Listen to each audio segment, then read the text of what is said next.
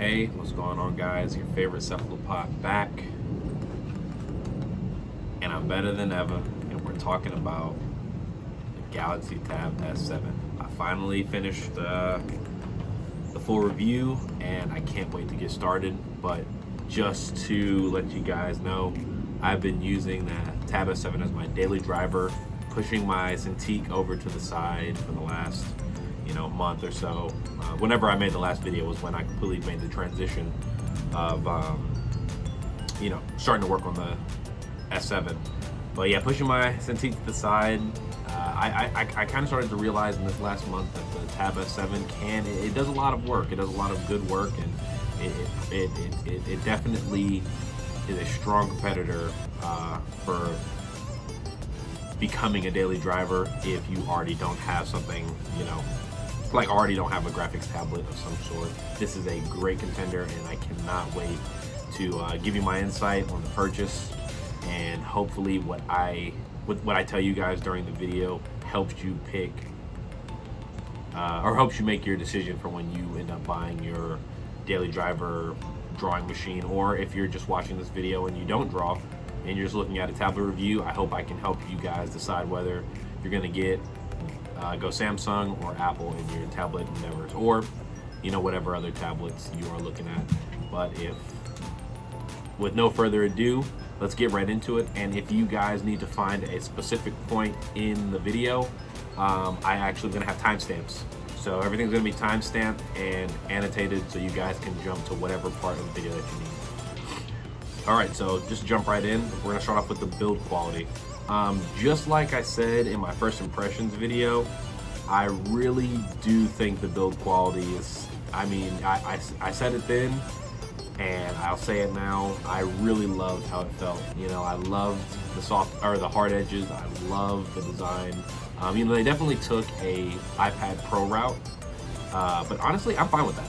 I'm fine that they took that route, and it's really hard to make that design better. It's already a great design from the iPad Pro, but they've added their own magnetic system that's a little bit different from the iPads, but it still works just as great. And I really love the design. I really love the feel. I really love the my cat and dog are wrestling. I really love the feel. I really love the what's it called? It feels super premium. Like this, when I bought mine, like I said before, it cost about $560, maybe $590 going out of the door with tax. So I think for what you're getting, for how this thing looks, let me take it out of the case. Hold up. Ugh. Sorry. For how this thing looks and feels, it's really hard to beat. It doesn't flex. It feels really solid in the hands. And it's really hard to beat for $590, and it comes with the pen. So it's truly it's a bargain. It's a bargain deal. I think now they're back to normal price. I think that's $649. But even at $649, it's still a great price, because you could pick up the iPad, the iPad Air, the new 2020 iPad Air for $599 if I'm not mistaken, and then with the iPad Air you need to have the Apple Pencil 2, so that's $126, unless you can find it on sale for about $119. But you're still coming out at the TabS7 Plus price, where that's still the tablet, the pen, and an AMOLED screen with 120 hertz refresh rate and all that jazz. But I think the build quality is still amazing after this last month of using it. It feels super great to hold. Not that I'm ever really, I'm never just walking around just holding it like this, randomly. But if I did need to hold it in my hands for a long time, it would feel great. This boxy design is really comfortable, and I'm glad manufacturers are going back to this. But let's see. Sorry, I've got my script, my notes. So for the next talking point, battery life.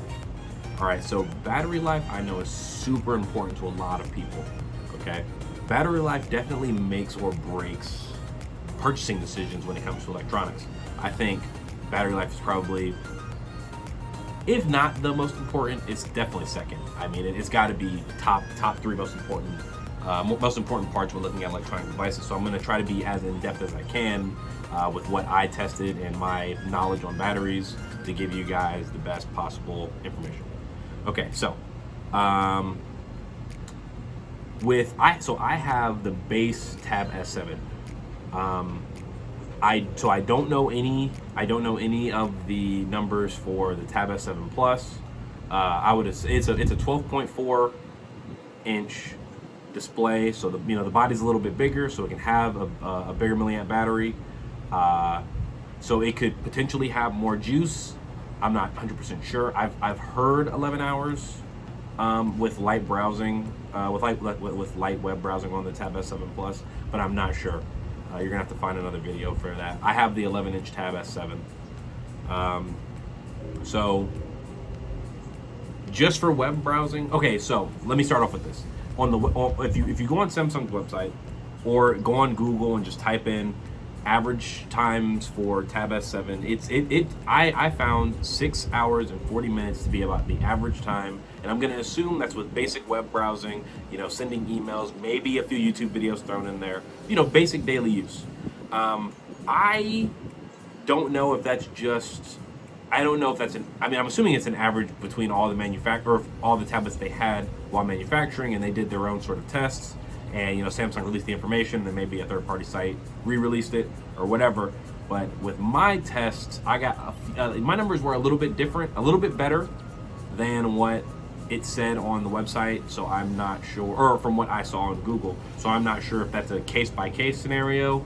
This is all just my own experience, and hopefully it holds true with all other tabs, because I think I had great battery performance out of this thing. So getting into it, I'll get into since I'm an artist, and this is basically, it's a review, but it's also an art review. I would say that the biggest thing for me is drawing on this tablet, and my average drawing time while using Clip Studio Paint, that's my program of choice, was about 4 hours. And that's not bad. That's from 100 to 0, 4 hours of pure, that's 50 layers, coloring, drawing nonstop for 4 hours straight. I got from 100 to 0, sorry, fly. I got from about 100 to 0.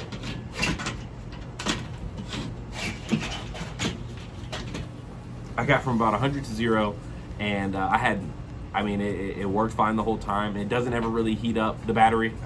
It doesn't ever really heat up too bad. You can kind of feel it near the charging port a little bit, like a little bit of heat, but it's never really unbearable. It always feels great. And let's see, I would say some days I got a bit less battery life out of it. It stopped at about 3 hours and 45 minutes. I'm not sure what the reasoning behind that is. I haven't really. You experience it with electronics. Sometimes you'll get, with your laptop, maybe sometimes you'll get 8 hours, sometimes you'll get 7 hours. It all just depends, I guess, on exactly what you're doing. If you do the exact same test over a course of time, drawing the exact same things with the exact same layers, like if I were to redraw the same picture, then maybe I could account for those variables. But I'm just gonna chalk it up to, it's just what electronics do. They're kind of unpredictable. And that's just with drawing and sketching, about 3 to 4 hours. So with the with just basic web browsing, I was able to almost get 8.5 hours out of that thing. I really, and that's awesome. That's just me, going through Reddit, maybe checking Twitter, being on my Facebook page, checking my Instagram page, which you guys should follow at squid.riff at instagram.com. I don't know if that's actually the handle for it. I know that, but that is my name though. But so I think that's, 8.5 hours, that's awesome battery life. That's a whole plane ride that's from here to California plane ride, well, probably a little bit longer than that, but that's from here to Alaska plane ride or something. You're using that thing the whole time, and no hiccups, no problems, just doing what you need to do. I would say I did look this up. Not that it matters too much since this is a Galaxy review, but just in case people were wondering, from what I saw on Google, I don't have an iPad Pro, but from what I saw on Google, the iPad Pro has similar specs for battery life. I'm pretty sure they're around I read 13 hours battery on, but I'm just gonna assume it's about 10 hours. So yeah, still great times from both devices, but that's just letting you know. And with video and with watching videos with YouTube, Hulu, Netflix, with YouTube I was able to get about 5 hours and 30 minutes. That's just me 100 to 0, just playing one long 10-hour video for the whole 5 hours straight, and it lasted. Now sometimes it would cut out a little bit sooner. I did the test 3 times. On the first test, it was about 5 hours and 35 minutes. The second test, it was about 5 hours. And the third test, it was about 5 hours and 20 minutes. So I just kind of, chalked it up to about 5 hours and 30 minutes or so. And which is great, which is still awesome. I mean, that's 5 episodes of The Boys, 1 episode of Naruto, or 5 episodes plus 1 episode, or it's a shit ton of video watching. So I think that is awesome battery life. And then for Netflix and Hulu, I was getting around the same amount of battery life, about 3 to 4 hours of battery life. And that I just recorded while watching Netflix and Hulu on my tablet. I didn't even think to do the test while I was doing it, and then by the time I thought about it, it was already too late. But I remember watching The Boys. I keep talking about The Boys. I'm not sponsored by them, I swear. But if Amazon wants to sponsor me, I'll take it. But seriously, I was watching The Boys. I was able to watch 4 to 5 episodes with no problem. But I think it's a super competitive. It's a super competitive battery life, especially compared to like I keep saying, Apple, super huge competitor to Samsung when it comes to smaller handheld devices and tablets and whatnot. I think they're super competitive now. The Galaxy TabS7 is really catching up. All right, so for the big part for artists, app support. What art apps what are some of the art apps on the Android store, and what art apps do I use? So I only really use Clip Studio Paint on my tablet, but I know of a few more. This section will be a little bit shorter because we don't really need to go super in depth. I feel like if you're an artist who already has, I should start over. I should say, if you are an artist looking to get into the digital market, then I'm going to give you some super simple programs to get started with. And I feel like these programs are great. They're some of the ones I personally picked out and I tried out for at least a day. But to start off, like I said earlier in the video, I personally use Clip Studio Paint, and I think that is the best bang for your buck on the Galaxy TabS7 because I feel like it just has spectacular support. Everything you can do on the Windows version, you can do on the tablet version. There is nothing. I mean, you can download assets from the asset store. You can upload all your files to the cloud. Every single setting that's on the desktop, from what I checked and from what I understand, is on the tablet. So that's great. There's also Autodesk Sketchbook. And Autodesk is an amazing application too. I used to use it when I first got into digital art about 10 years ago. I used it on my desktop. Was it 10 years ago? Well, when I first got into digital art, I was using Autodesk for a little while, and it was a great program.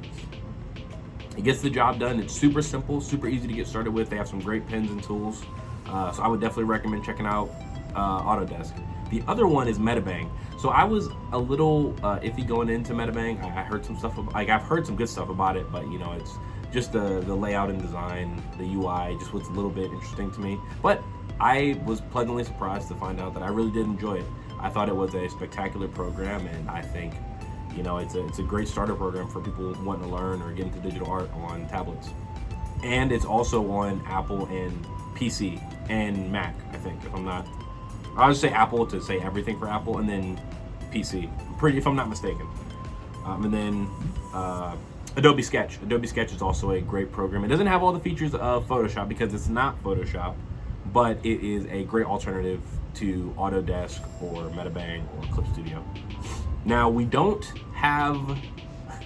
unfortunately, we don't have Procreate, and I am really sad about that because I love Procreate on the iPad. Like I stated before in my previous video, I think Procreate is one of the best portable drawing apps you can have, and it really upsets me that they don't have it on the Android market, and I really hope they put it on there one day. So do it, please, Samsung. Or if they have some sort of deal going on with Apple, please, God, please put it on the Android store. Okay, so this one is a pretty easy talking point. It's just portability. I wanted to go over this just because some people, you know, even though we know tablets are small, we know they're supposed to be portable, some people just don't really know. So I was gonna, you know, I'm just showing you how my stuff fits in my bags, what I carry on a day-to-day basis. This thing is so small and so light, it can literally go anywhere. I mean, and the best part of it, you know, with tablets over laptops, you don't have to bring, you know, a brick. You don't have to bring a charging brick, or even if you need a, you know, even if you have a smaller laptop and you have a smaller brick with a USB-C hookup, it's still a brick you have to bring. So with a tablet, all you're bringing is your wall brick and the USB-C cable. Super small, super convenient, super easy to pack away, super easy to throw in a bag and forget about it. It's awesome. Now for cases, this is a thing that I was really worried about. I didn't, you know, Samsung stuff is never really, I mean, it's supported, but you know, everyone always has stuff for Apple products, but no one ever really makes stuff for Samsung products. So I thought the only good stuff I'd be able to find is from Samsung. Well, Samsung has some great stuff. Now, I've had three different cases on this thing, with the third being the current case that I use. So I've had the book cover case, which is just the regular folding case that goes over the tablet without any keyboard. I've had the keyboard book cover case, which is the same thing but with a keyboard, but also on the back of the keyboard case, it has a metal hinge that actually gives it like, I don't know, 90 different degrees or 180 different degrees of tilt. So it's awesome. Maybe it's a little bit more, a little bit less, something like that. But it's awesome. You can, I mean, if you're an artist, you can put it to the perfect setting to have it elevated just enough to draw on, or you can put it high enough to be able to write with the keyboard. So I actually don't have those keyboards or those covers anymore, those cases, because I personally couldn't justify keeping them because the price points are huge. I mean, we're talking about, for the book cover case, it's $69.99 or $74.99 for, I mean, just a case. I mean, it doesn't do anything but cover the screen. It doesn't even really have any tilt. You can't even draw with the book cover case, so it was very inconvenient. It felt really nice, it looked really good, but I couldn't really use it, so I couldn't justify keeping it, so I returned it. And I was like, you know what, I'll try the keyboard book cover case. The keyboard book cover case, if you have the money, definitely go for that. I am, you know, I was trying to be a little bit smarter with my purchases since I bought all this stuff for myself. The keyboard book cover case is amazing and I love it. Literally, the only downside I have with the keyboard book cover case is that the keyboard itself, it's like weird. It's not like a solid surface. So you have to actually be on like a table or somewhere solid to type on it. Like, you can't just put it on your lap and type with it because the keyboard and the tablet itself aren't really connected. It's just connected with like a loose magnetic strip that connects up to the tablet. And it's really weird to type on if you're not on something hard. But if you are on like a hard surface, so you go to a coffee shop or you're writing at a desk or something, it feels amazing. But I would definitely recommend either of those two. Well, I take it back. I can't really recommend the book cover case, but if you like the look of it, you like the feel of it, who am I to tell you not to get it? If you've got the money, go for it. But I highly recommend the keyboard book cover case. Now, the case I currently use,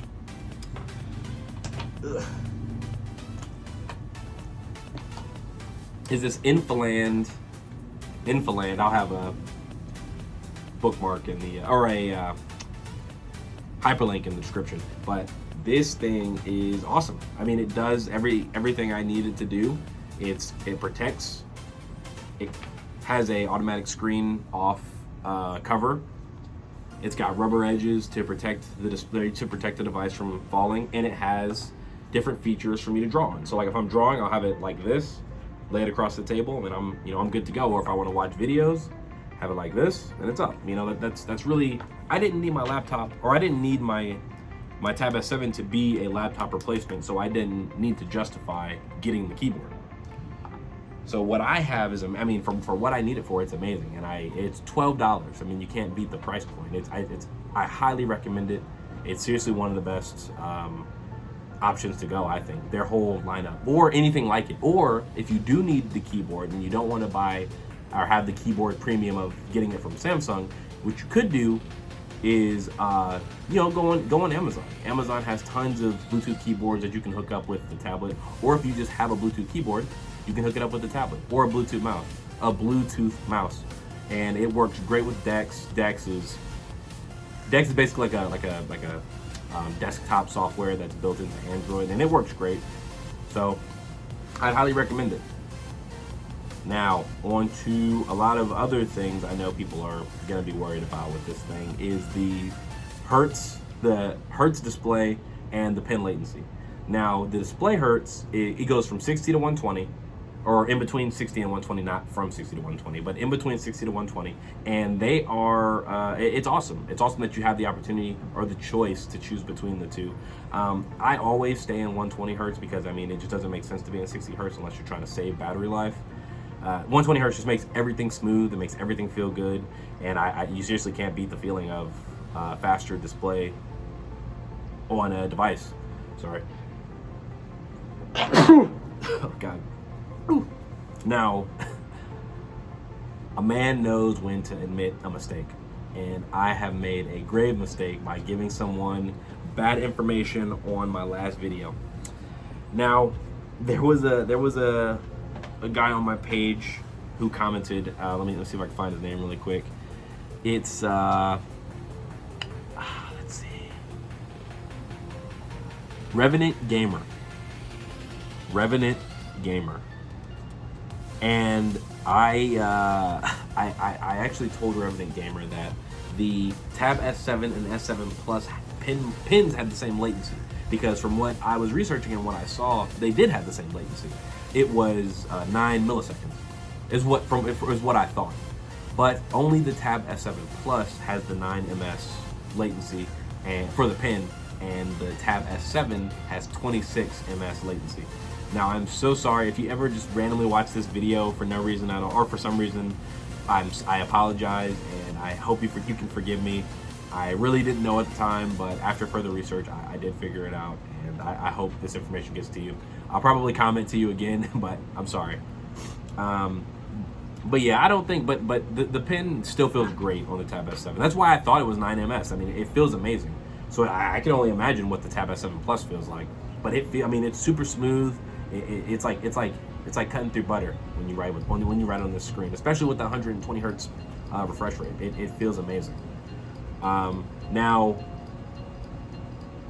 all in all, and by the way, this is the camera and mic quality. I forgot to record this part outside, so I know the Zoom and video call space is dominated right now because of the coronavirus. So if you're picking up a tablet let me get out of the sun a little bit so you can see some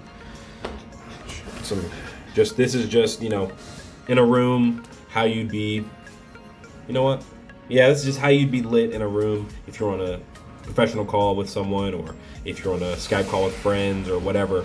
This is the mic and video quality. So just throwing this in there. Hey, forgot to add this into the video before, but I just wanted to show you guys what the front-facing camera looks like. It's still pretty good quality. Not that you'd ever really use it on a tablet, but if you're ever on the go and you don't have your phone on you, you can bust this out and take a quick picture. All right, cool. I'd say this is an amazing experience. I have never once regretted buying this tablet. I think it's an amazing device. It seriously is just one of the best things I've ever used. And that's coming from me upgrading from a base iPad Pro 2019, the 10.2 inch. So it was a huge upgrade for me. And I love the iPad. And I don't need the best stuff, but I do feel like, I did feel like the limitations of the iPad warranted an upgrade, because you can only use so many layers on Procreate. You can only use so many layers for Clip Studio, or I guess Clip Studio did. They don't have a layer limit, but it'll crash the iPad if you have too many layers. So I needed the upgrade anyway. But I think this is a great upgrade. Now, each platform has its own pros and cons. Apple has their pros, Apple has their cons for people. Samsung has their pros, Samsung has their cons. But it's ultimately up to you. Hopefully, I was able to give you enough information to be able to fully make your own decision on what you should buy. But I really do, I really can't say I'm in love with this thing. But I'm not biased, because I would also use an iPad. You know, I'm not like one or the other. I just use whatever I have, and I use it to the best of my abilities, and I use it to the limits of the hardware itself. But yeah, you know, but to conclude, you know, I really do love the Tab S7, and I don't regret buying it. And I hope that I was able to help you guys out today. You know, let me know what you thought. Please, if you liked the video, like and subscribe. If you didn't like the video, please dislike the video. You know, let me know what I can work on. I know I have a big problem with saying a lot. I'm working on it. That's why I tried to write the script, but I barely even followed it. I just kind of winged it. But I hope you guys have a great day. And yeah, your favorite cephalopod squid is rolling out. See you.